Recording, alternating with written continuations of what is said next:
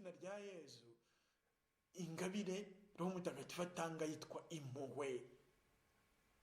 Impuhwe nkuko harabavuze ibisabisho by'impuhwe z'Imana, impuhwe z'Imana. Mu by'ukuri nta wundi ufite impuhwe usibye Imana Data na Mwana na Roho Mutagatifu. Ntawe. Twese turi babi. Roho Mutagatifu ahaye iyo ngabire yo kugira impuhwe niwe uzigira.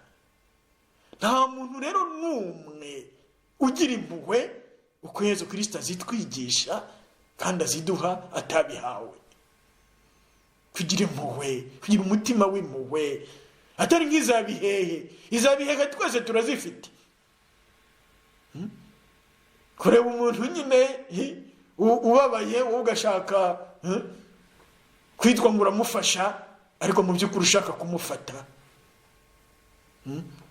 Ukabona umuntu ahise ku irembo anyagirwa, ubwo n'urugero, kabati ese mwaje mukugama, naho uragira ngo umuce ishu. Harabajyaga baca amashu. Icyo nacyo ni icyaha, hari abagitwaye mu gahanga kandi wenda batanicujije.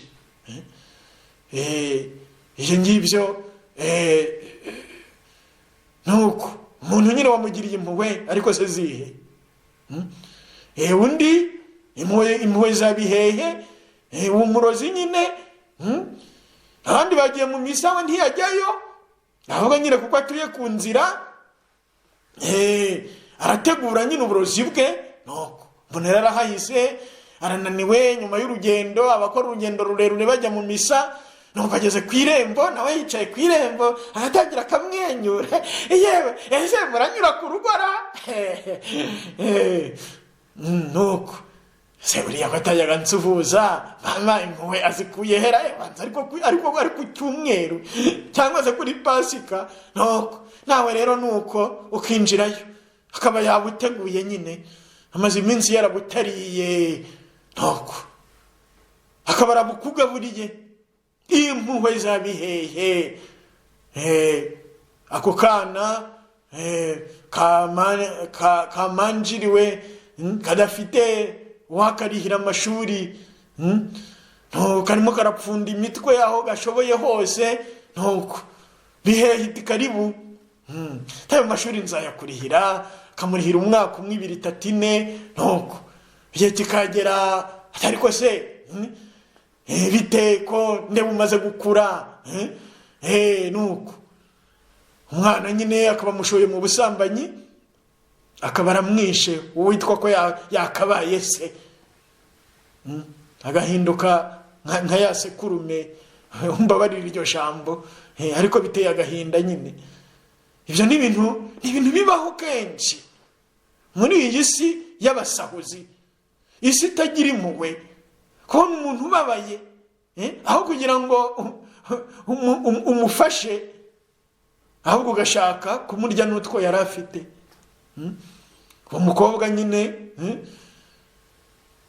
ukamumwambuye ubusugi bwe n'ubusugire bwe, witwa ngo ngurimo uzariha za mashuri nyabaki. Niba utamufashije kuba uwagomba kuba we nkuko Nyagasani Yezu abishaka. Ibyo ni ibintu byakunze kubaho, kandi hari abantu babiguyemo baticujije n'ibyo byaha. Hagenda nyine ati narasambanye. Warasambanye gusa se? Nayo mayeri yose wagombye gukoresha. Uwo mwana waroshye utyo. Reka no gukomeza kubwira abo bantu bamwe badatangira kwigendera. Ibyo ariko ntacyo bimbwiye. Aragenda ashukura atakumvise. Ntawe ukuri ushobora kugucikira iyo kizagera uhure nako, urabyumva. Yesu ariko we ni nyiri impuhwe, reka bari we twigarukiraho, izo ngero tuzivemo. Ariko ubwo ntihabuze n'abiyumva. Nyagasani Yesu rero we ni nyiri impuhwe zitanga kugira ngo arokore, atagamije inyungu namba, kandi kugira ngo atange ubugingo bw'iteka. impuhwe ze si ukugira ngo abantu barashonje abaha ibijumba byo kurya cyangwa se ibirayi cyangwa se ibiribwa aho hantu. Ibyo ntibihagije, n'inyamaswa zirabishaka kandi nazo akazibiha. Ariko twebwe impuhwe tugirira zirenze kuvuga ngo aragaburira abashonje. Azi ko dukeneye ubugingo bw'iteka. Nta kintu gishobora kuzura umutima wacu nko kwinjira mu nzira y'ubugingo bw'iteka. Nk'uko Mutagatifu Agustina bivuga ati, Nyagasani waturemye kugira ngo tubane nawe. Umutima wacu ntushobora kuruhuka utaruhukiye muri wowe. Inzara ya roho, inzara y'ubugingo bw'iteka. Impuhwe za Nyagasani Yezu zireba ibyo byose. Nkuko nyine mu Ivanjiri hari aho Yezu nyine areba abantu bari baje bamugana ari benshi bananiwe, ariko nawe ananiwe, ariko ntiyareka kubigisha. Ntabwo yahise avuga munananiwe, buriya nta kindi cyo bashaka nyine ni ukurya no kunywa, reka nze mbagaruburire batahe. Umuntu ntatungwa n'umugati gusa, niko ubwe yavuze, ahubwo ni ijambo riva mu kanwa ka Nyagasani unkoraho. Niyo mpamvu yahisemo kubanza kubigisha. Ijambo rye rero riraryoshye, rifite ubuzima, ritanga ubuzima. Batega amatwi, maze arangije arabagaburira. Yesu Kristo rero impuhwe ze ntushobora kumva izo arizo ataguhaye kuzumva. Izo mpuhwe yarebaga abantu bari ku musaraba, barimo bamubamba, barimo bamugirira nabi, buzuye ubugome. Ariko ubugome atari bwa bundi bwo kuvuga ngo umuntu yarakaye gusa. Ubugome burimo bwica, barimo bakubitagura byo kwica. Ubundi nta mushumba ushobora kuragira inka ye ngo areke kuyikubita. Ariko ntayikubita inkoni zica, ayikubita inkoni zo kugira ngo ayigarure mu nzira. Ayereka ati hari ushobora, hari umukingo ushobora kugwamo. Ariko hari igihe rero, hari igihe iyo nka igeze igihe cyo gukubitwa izica. Yamaze kuyitanga ikagurishwa, ababazi bakayifata nuko hasigaye bakayikocora ibiyica.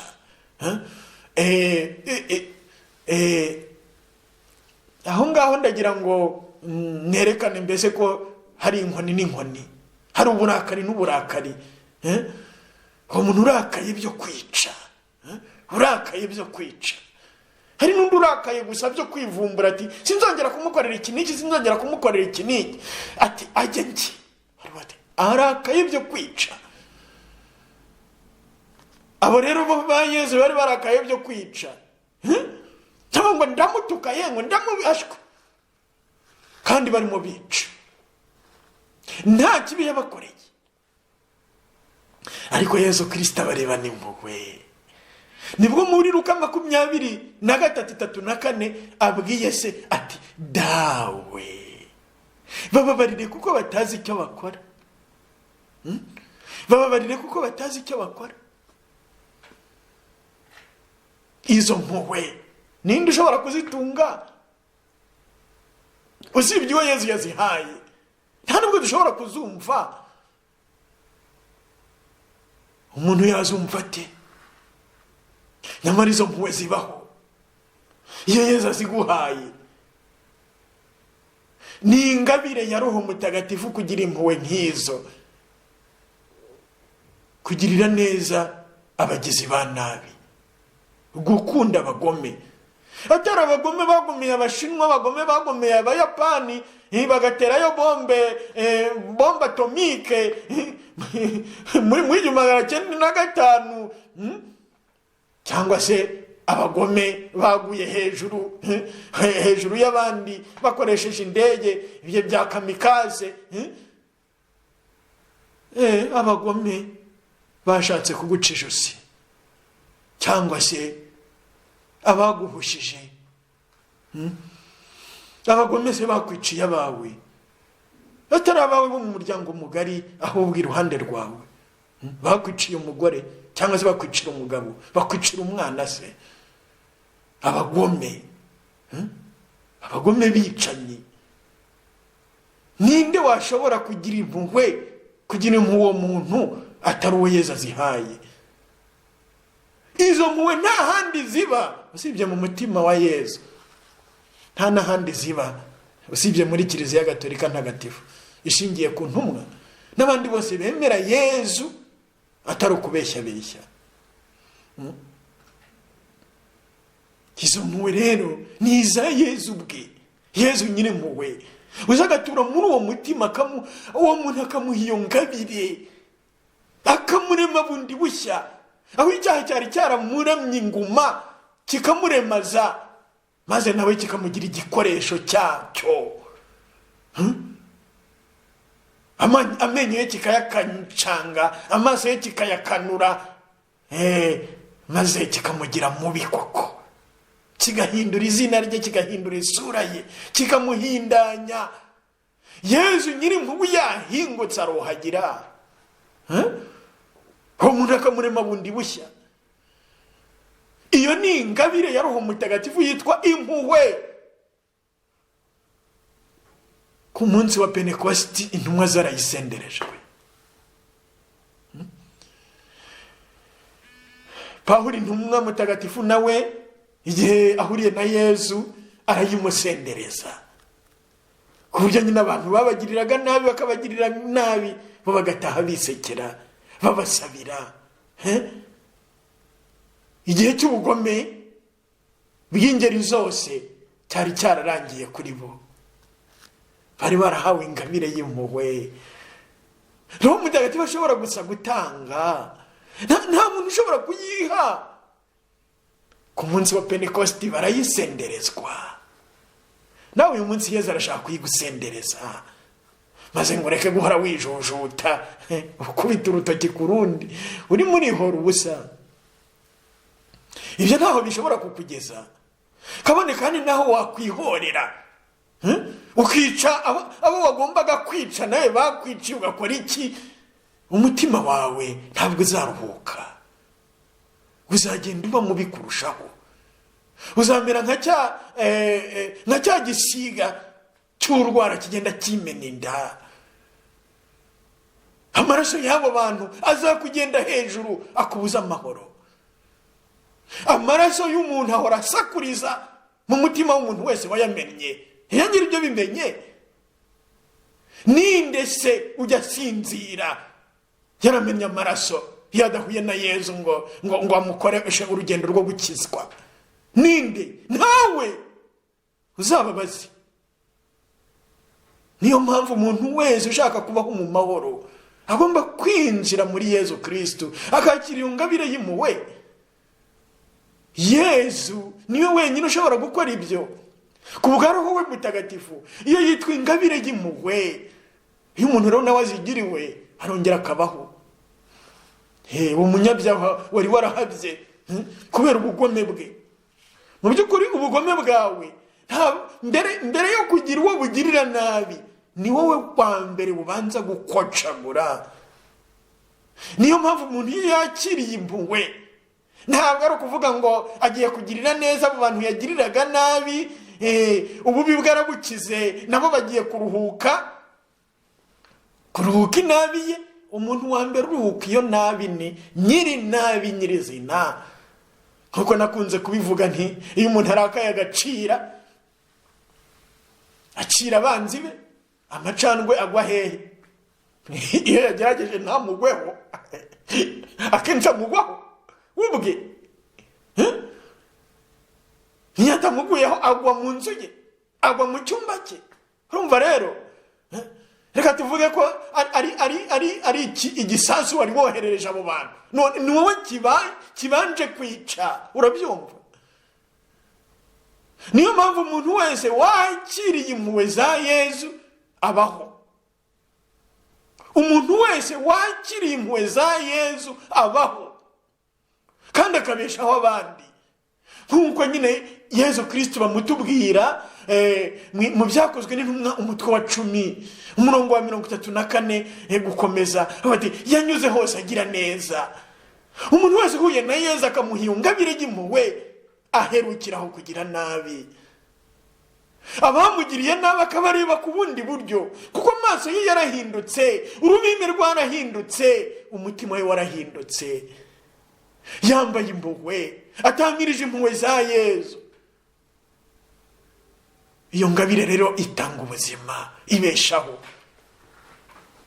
Kandi Roho Mutagatifu yitanga. Dusubire Roho Mutagatifu yidusendereze. Ariko ubonye kugira ngo umuntu abe mubi, abere mubi nawe yagombye kubera beza. Niyo mpamvu nkuko nabivuze nyine ugira nabi. Umuntu wa mbere inabi yawe girira nabi ni wowe ubwawe. Noneho ubwo igakomereza iruhande rwawe. Umugore wawe akabona ishyano, umugabo wawe akaribona, abana inabi. Inabi. Ugasanga nyine abantu ba mbere bagowe n'abari hafi yawe. Abagombye kugirirwa neza nawe nibo ba mbere biturwa iyo nabi. Kubera ko nyine umuntu atanga icyo afite, umuntu yuzuye nabi. Nkuko Yezu abitubwira muri Matayo 12:3-3 kugera 3-7. Aho nyine Yezu avuga amagambo akarishye. Ati mwanyo ko mbizimpirimwe mwashobora kuvuga muta amagambo meza kandi muri babi. Muri Matayo ni Matayo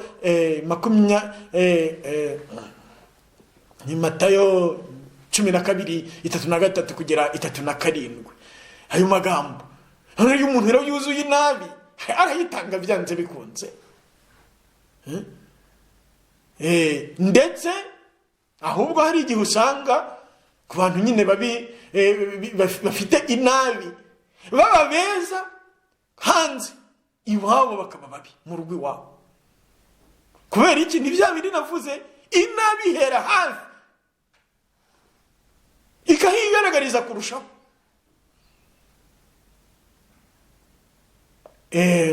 Nyagasani Yezu rero ingabire y'impuhwe arayitanga. Iyo ngabire igatanga ubuzima, igatanga ubuzima muri uwo muntu akabaho. Naje kugira ngo bagire ubuzima kandi ubuzima busendereye. Muri Yohani 11:10 ubwo buzima bw'impuhwe ze akabumusendereza, maze nawe akareba n'abandi impuhwe.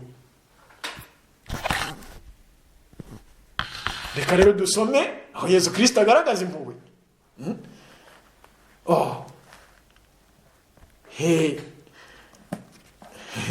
Impuhwe za Yezu Kristo ni igisagirane bavandimwe. Reka duhere hahandi nigeze kuvuga mu isengesho. Impuhwe za Yezu zitsinda urupfu, zikazimya agahinda. Abari mu kiriyo bakinjira mu munsi mukuru kubera ko Yezu yahahingutse. Yezu Kristo watsinze urupfu. Nuko Yezu arakomeza ajya mu mujyi witwa Nayini. Abigishwa be n'abandi benshi baramukurikira.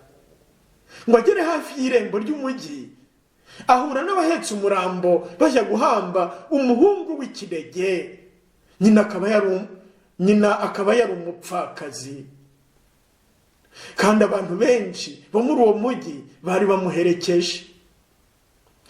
Nyagasani Yezu amubonye amugirira impuhwe, aramubwira ati wirira. Nuko yegera ikiriba agikoraho. Abari bagihetse barahagarara. Aravuga Yezu ati wa musore we, ndabigutegetse haguruka. Nuko wari wapfuye areguka aricara, atangira kuvuga. Yezu amusubiza nyina. Bose ubwoba burabataha, basingiza Imana bavuga bati umuhanuzi ukomeye yaduturutsemo kandi Imana yasuye umuryango wayo. iyo nkuru isakara muri Yudeya yose no mu gihugu cyose kiyikikije. Mu ivanjiri yanditswe na Mutagatifu Luka umutwe wa 7 umurongo wa 11 kugera ku wa 17, impuhwe za Yesu zizura abapfuye. Uyu munsi Yesu arashaka gukora ku kintu cyapfuye muri wowe. Uwo mutima wahoranye wo kugirira abantu impuhwe, hari ikintu nyine cyaje kubaho kirakocora. Ibyo twita igikomere nyine tuzagira igihe nacyo cyo kubivugaho. Yesu naduha akanya, cyangwa se mushobora no kubyumva mu zindi nyigisho nagiye ntanga. Ariko muri iki gihe inyinshi nzifite mu cyesipanyol kurusha mu kinyarwanda, kubera umuntu nyine yigisha abari iruhande rwe nuko. Nyagasani Yesu rero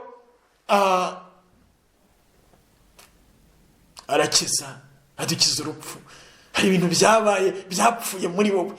Igihe nyine ikintu cyiza kigakocora umutima ngo kuva icyo gihe nyine uhinduka undi.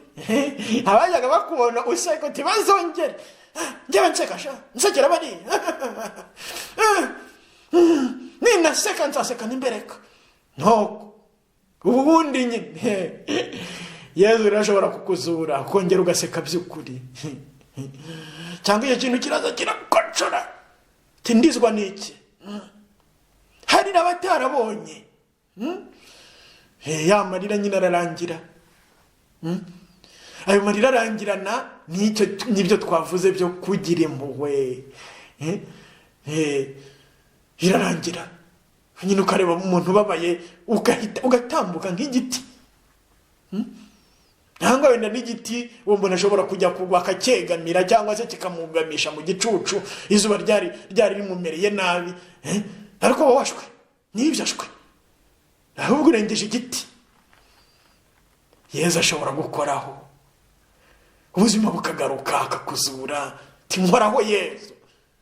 Hari abana muri paruwasi imwe nabayemo bajyaga baririmba akaririmbo babwira Yesu ngo abakoreho. Bagombe kuba baragakuye mu yandi madini, ariko ibyo ari byose kavuga Yesu ngo unkoreho Yesu, unkoreho Yesu, unkoreho Yesu. Bwira Yesu agukoreho nawe nkuko yakoze kuri uriya agahita haguruka.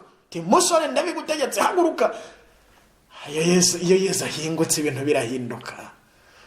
Impuhwe ni igisagirane. Yesu ni igitangaza. Yesu Kristo ni Nyagasani. Hari abandi bafite ibindi byapfuye kubera nyine ibintu byakocoye ubuzima bwabo. Yesu ashobora gukoraho.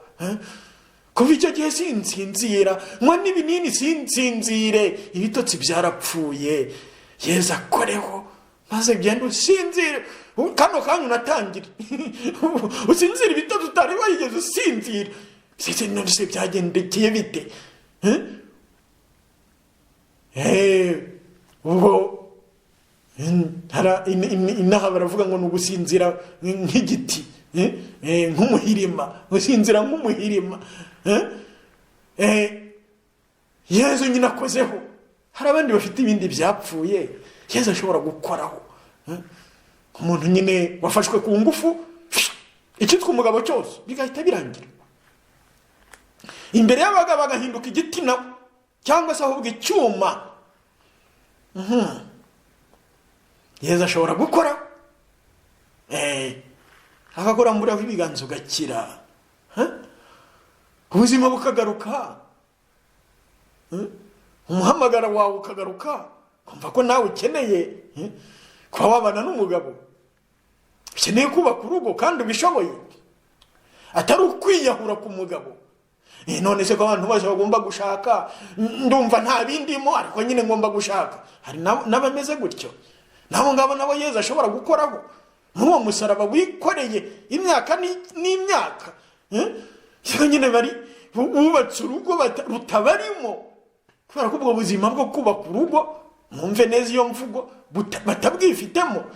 Yesu Kristo wenyine niwe ushobora kongera kuvugurura, kongera gushyira muri uwo muntu ubwo buzima yatakaje, cyangwa se wenda atigeze yiyumvamo, kubera ko bamufashe ku ngufu akiri akana k'imyaka 3 bihita birangira.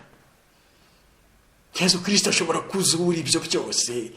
Impuhwe za Yesu Kristo zirazura icyapfuye cyose, ahapfuye hose, uwapfuye wese. Yesu Kristo nyagasani, Yesu nyirimpuhwe, ariko bikora kuko yasazwe n'impuhwe. Nibyo nakunze gusobanurira nyine abantu kubyerekeranye n'ingabire yo gusabira abarwayi.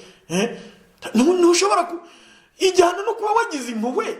Ntabwo ari dore umuntu arababaye, wowe nyine umeze nk'igiti ariko urimo uramusabira. Ntabwo bizacamo. Yesu Kristo amureba n'impuhwe. Umuntu arababaye, agiye gushyingura uwe, nta mugabo agira, nta n'undi mwana agira. Ubu ngubu se ibyo birarangiye. None rero nyagasani Yesu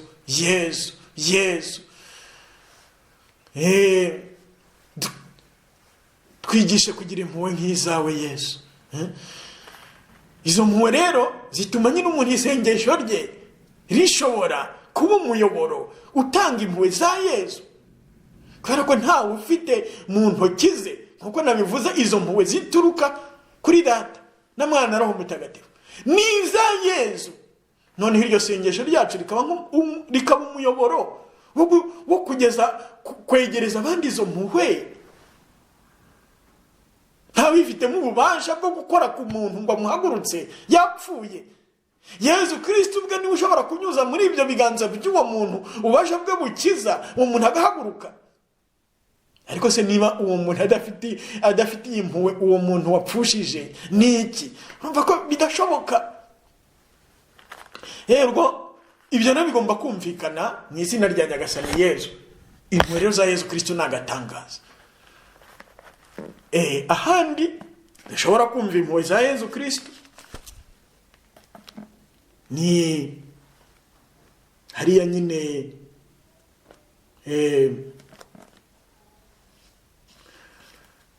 batubwira umuntu wari wagiriwe nabi, hanyuma agahura n'abandi abantu bamwe bakihitira, ariko umwe akaza akamugirira neza, umunyasamaritani w'umunyampuhwe, nkuko Yesu Kristo abitwigisha nyine igihe bamubajije bati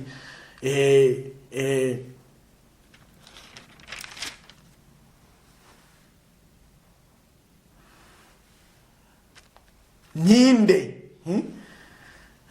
umuvandimwe wanjye ninde? Ko Yesu yashubije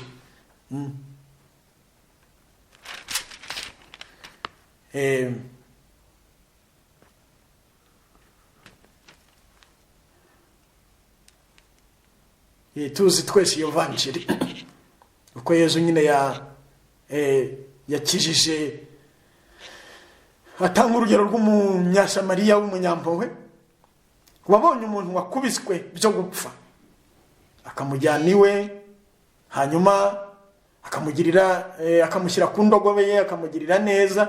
Nuko izo mpuhwe uwo muntu yarebanye uwo munyasamariya, nako uwo munyasamariya yarebanye uwo muntu, nta sano bafitanye, akamugirira neza uko ashoboye mu byo yari afite byose. Iyo ni ingabire y'impuhwe.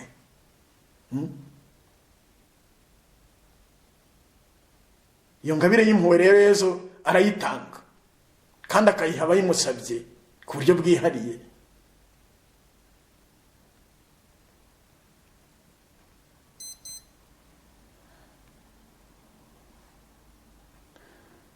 Natwe uyu munsi arashaka kuyiduha cyangwa se kuyivugurura no kuyidusendereza kurushaho. Ahandi tubona nyine ni impuhwe za Yesu ubwe muri Luka 7 umurongo wa 36 kugera ku wa 50. Iyi Yesu agirira impuhwe, cyangwa se no muri Yohana 8:1 kugera kuri 11, umugore wari wafashwa asambana,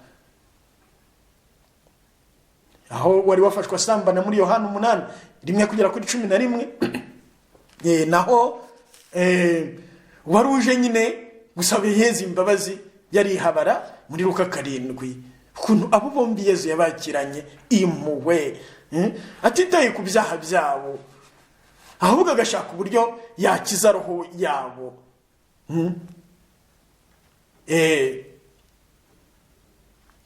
Nta gushidikanya rero, natwe Yezu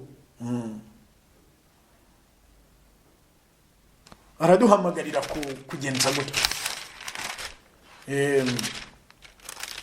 Kandi ngabire ntituzayiha ubwacu.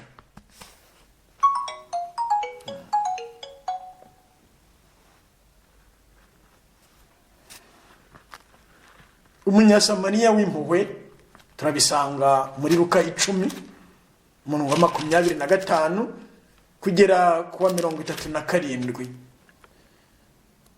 Umuntu warebanye undi mpuhwe akamugirira atyo.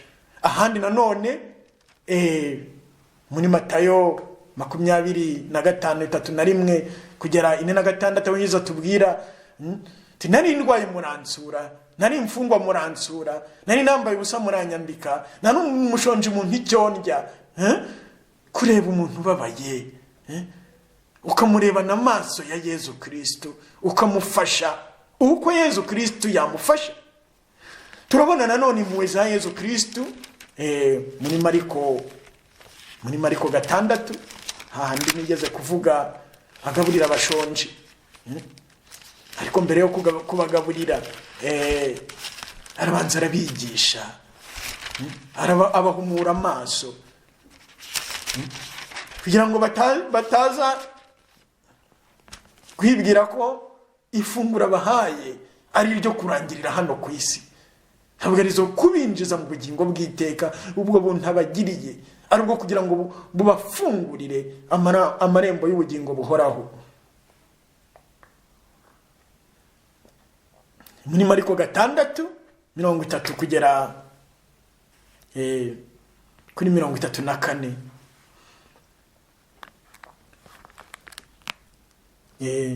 Hari amagambo bavugamo. Yesu amaze kwambuka abona iyo mbaga nyamwinshi y'abantu, abagirira impuhwe, kuko bari bameze nk'intama zitagira umushumba, atangira kubigisha byinshi.